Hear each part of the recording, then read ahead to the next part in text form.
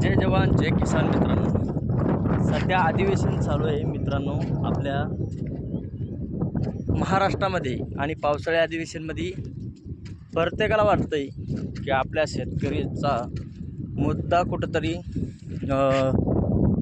म्हणजे कर्जमाफीचा निघेल, पण तसं काय होताना या महाराष्ट्रात दिसत नाही. सगळे एकमेकावर तुटून पडलेले आहे. विरोधक बोलतात, सत्ताधारी बोलतात, पण महाराष्ट्रातली जी खरी कर्जमाफी का होत नाही मित्रांनो. आत्ताच एक नांदेड या ठिकाणचा एक व्हिडिओ आला की त्या ठिकाणी वयाच्या 80व्या वर्षी स्वतःला झोपून घेतलं बैलासारखं, आणि मागं त्याची स्वतःची पत्नी म्हणजे त्या आजोबाची पत्नी आणि ते दोघंजणं स्वतःला झोपून घेतलं. मागं आजी चालत होत्या आणि पेरणी करो किंवा कोळपणी करो त्या स्वतः करत होते.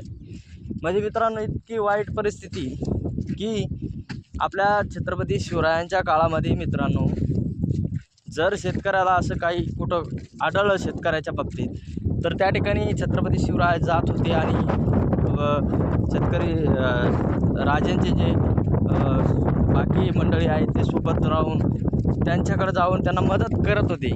पण आपल्या राज्यात मित्रांनो म्हणजे त्यांचा काळ गेला, नंतर आपलं कलियुग आलं आणि ह्या कलियुगात महाराष्ट्रात काय भयंकर चित्र होत आहे. आणि सर्वांना वाटतंय की खरंच आपली कर्जमाफी झाली पाहिजे. नका तुम्ही ज्या शेतकऱ्यावर खरंच निकषानुसार का होईना मित्रांनो, कारण 5 एकर म्हणा 10 एकरपर्यंत म्हणा, ज्या शेतकऱ्यांचे खरंच तुम्हाला सांगतो तर तळीना सांगतो, कारण शेतकऱ्याची कर्जमाफी झाली पाहिजे. कारण तुम्ही म्हणता, कारण मागं एक कृषी मंत्री कोकाटे साहेब म्हणाले होते की शेतकरी कर्जमाफीचे पैसे माफ झाल्यावर पुन्हा कर्ज काढतो आणि आईस आरामात मस्त जीवन जगतो.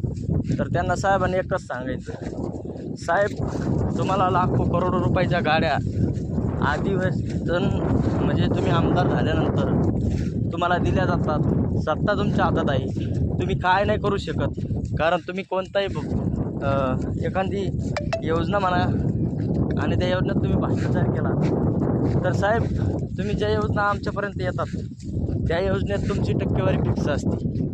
फक्त सर्वसामान्य जनतेला कधी कळतं, ज्यावेळेस ती योजना राबवतो आणि शेवटी त्याला काही राहत नाही, 1 रुपयाचंही त्याला मानधन म्हणजे त्या योजनेतून स्वतःसाठी भेटत नाही. आणि ती योजना परस्पर म्हणजे अर्ध्या याच्यामध्येच काही अधिकारी